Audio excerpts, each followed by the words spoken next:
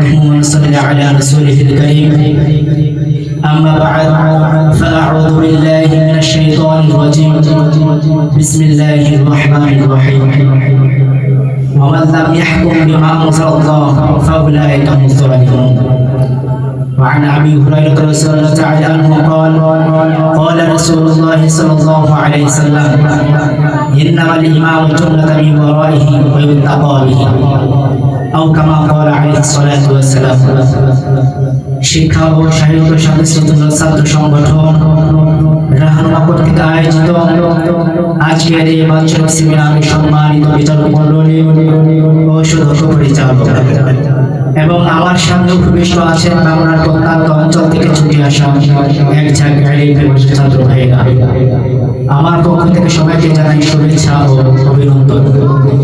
সংগ্রামী সাহায্য বন্ধুগণ, আজ আমার আলোচ্য বিষয় হল আধুনিক বিশ্বে ইসলামী রাষ্ট্রের প্রয়োজনীয়তা। আমি আপনাদের সামনে কিঞ্চিত পরিমাণ আলোকপাত করব। ওমা তৌফিক ইল্লা বিল্লাহ। প্রিয় উপস্থিতি, এই নশ্বর পৃথিবী যখন পাপাচারের ঘোর অন্ধকারে নিমজ্জিত ছিল, সর্বত্রই চলছিল অন্যায়, অবিচার, জুলুম আর নির্যাতন। ঠিক তখনই পৃথিবীতে আগমন করেন বিশ্ব মানবতার দূত হযরত মুহাম্মদ আরবি সাল্লাল্লাহু আলাইহি সাল্লাম। তার হাতে গড়া কয়েকজন স্বর্ণমানবের অন্যতম মানুষগুলো হলো ইসলামের চার খলিফা, যার মধ্যে ছিল হযরত আবু বকর সিদ্দিক রাদিয়াল্লাহু তাআলা আনহু, যার মধ্যে ছিলেন হযরত উসমান গনি ও হযরত ওমর ফারুক আলী রাদিয়াল্লাহু তাআলা। তাদের খেলাফতকালে তারা জাতিকে এমন একটি সুসমৃদ্ধ রাষ্ট্র উপহার দিয়েছিলেন, তারা জাতিকে এমন একটি সোনালী রাষ্ট্র উপহার দিয়েছিলেন, আজ পর্যন্ত কোন শাসক এমন একটি সুসমৃদ্ধ রাষ্ট্র উপহার দিতে পারে নাই। কারণ তাদের মধ্যে ছিল না মারামারি আর হানাহানি, তাদের মধ্যে ছিল না সন্ত্রাস আর চাঁদাবাজি, তাদের মধ্যে ছিল না খুন, গুম আর হত্যা, তাদের মধ্যে ছিল না রাস্তাঘাটে মা বোনেদের ধর্ষিত হওয়ার আত্মচিৎকার। অথচ তাদের মধ্যে ছিল ভ্রাতৃত্বের বন্ধন, রাজা প্রজা সবাই এক কাঠে শামিল ছিল। কিন্তু দুঃখের সাথে বলতে হয় পশ্চিমাদের চক্রান্তের কিছু কারণে ইসলামী খেলাফত আজ শেষ হয়ে যায়। তারা চেয়েছিল এই পৃথিবী থেকে ইসলামী খেলাফত শব্দটা চিরতরে মুছে ফেলতে, যাতে মুসলমানদের কোনো অস্তিত্বই খুঁজে না পাওয়া যায়। এরপর পৃথিবীতে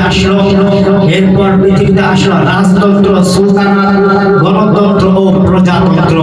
কিন্তু আমরা লক্ষ্য করে দেখেছি গণতন্ত্রই আমাদেরকে একটি আদর্শ সমাজ, একটি আদর্শ রাষ্ট্র উপহার দিতে পারে নাই। আমরা দেখেছি তারা আমাদেরকে একটি রাষ্ট্র উপহার দেওয়ার বদৌলতে, একটি আদর্শ রাষ্ট্র উপহার দেওয়ার বদৌলতে আমাদেরকে দিয়েছে মারামারি আর হানাহানি, তারা আমাদেরকে দিয়েছে গুম আর হত্যা, তারা আমাদেরকে দিয়েছে সন্ত্রাস আর চাঁদাবাজি, তারা আমাদেরকে দিয়েছে বিশ্বের আনাচে কানাচে মুসলমানদের আত্মচিৎকার, মা বোনেদের ধর্ষিত হওয়ার গল্প, তারা আমাদেরকে দিয়েছে পশ্চিমা শিক্ষা ব্যবস্থা, যেই শিক্ষা ব্যবস্থার মধ্যে করে আমার দেশের হাজার হাজার যুব সমাজ অধঃপতনের দিকে ধাবিত হয়েছে, যে শিক্ষা ব্যবস্থার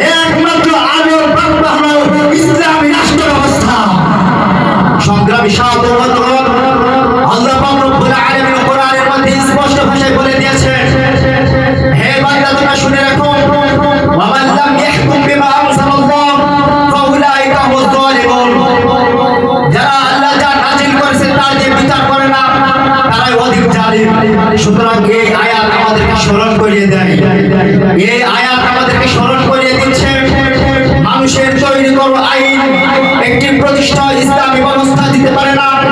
সুতরাং আমি গণতন্ত্র আর রাজতন্ত্র স্লোগান থেকে স্পষ্ট ভাষায় বলতে চাই, আপনারা যদি প্রকৃত অর্থে মানুষের কল্যাণ কামনা করেন, আপনারা যদি প্রকৃত অর্থে একটি আদর্শ সমাজ মানুষের উপহার দিতে চান, আপনারা যদি মানুষের তাদের ন্যায্য অধিকার ফিরিয়ে দিতে চান, তবে মানুষের তৈরি কোনো আইন নয়, মানুষের তৈরি তন্ত্র নয়, একমাত্র বিশ্বে আলোকিত করতে হবে আল্লাহর কোরআনের আইন ব্যবস্থা, আল্লাহর কোরআনের আইন ব্যবস্থা। প্রিয় সাথী ও বন্ধুগণ, আমি স্পষ্ট ভাষায় বলতে চাই, ওহে যুব সমাজ, আর বসে থাকার সময় নয়, আর ঘুমিয়ে থাকার সময় নয়। এমন একটা সময় এসেছে যে সময়ে পুরো বিশ্বকে ইসলামকে বিজয় করবার জন্য, সুতরাং এই বিশ্বকে ইসলামকে বিজয় করবার জন্য আমাদেরকে তৈরি হতে হবে, যুদ্ধের জন্য প্রস্তুতি নিতে হবে, দরকার হলে জীবন দিতে হয়, জীবনকে উৎসর্গ দিতে হবে, তবুও এই পৃথিবী থেকে ইসলাম গায়েব করতেই হবে ইনশাআল্লাহ। সাথী বন্ধুগণ, আরেকটি কথা না বললেই নয়। দেখুন, এই পৃথিবীতে ইসলামী রাষ্ট্র ব্যবস্থা না থাকার ফলে আমার ভাই হাদির খুনি প্রকাশ্য ঘুরে বেড়াচ্ছে, আমার ভাই হাদিকে প্রকাশ্যভাবে খুন করে দিয়েছে। ইসলামী ব্যবস্থা না থাকার কারণে এই এক সপ্তাহ পার হয়ে গেল, তবু হাদির খুনির সম্পর্কে আমরা এতটুকু জানতে পারলাম না, তাদেরকে আইনের আওতায় নিয়ে আসা হলো না। স্পষ্ট ভাষায় বলতে চাই, আগামী ফেব্রুয়ারির আগে যদি হাদির খুনিকে যদি কারাদণ্ডে না দেওয়া হয়, তবে জুলাই ছাত্ররা এদেশে তাওহীদের জন্য আবার চব্বিশে গান করবে, আবার চব্বিশে গান করবে, আবার চব্বিশে গান করবে। সাথী বন্ধুগণ, পরিশেষে বলতে চাই, বাজিছে তামামা প্রার্থনা মামাম শুরু করে মুসলমান দাওয়াত এসেছে ভয় জামানায় ভাঙা কিল্লায় ঘুরে দিশা। নাসরু মিনাল্লাহি ওয়া ফাতহুন করিম। আসসালামু আলাইকুম ওয়া রাহমাতুল্লাহ।